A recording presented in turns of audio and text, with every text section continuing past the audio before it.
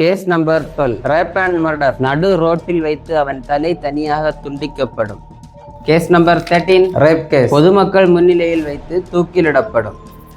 Case number 14 attempt rape. மக்களின் முன்னிலையில் வைத்து அவன் ஒரு கை ஒரு கால் துண்டிக்கப்பட்டு சாகும் வரை மரண தண்டனை விதிக்கப்படுகிறது. Case number 1 rape and murder. எப்படி நடந்துச்சு? நைட்டு 10 மணிக்கு வீட்டுக்கு வெளியே போறோம். வயசு பொண்ணுங்க அந்த டைம் வெளியே வந்தா அப்படிதான் நடக்கும். பொண்ணோட வயசு 70. விக்டிம் வயதானவராக இருப்பதாலும் அதே நேரத்தில் வீட்டுக்கு வெளியே சென்று தவறு நடக்க தானும் ஒரு காரணமாக இருந்ததாலும் தீர விசாரிப்பதற்காக இந்த வழக்கு 7 நாள் தள்ளி வைக்கப்படுகிறது.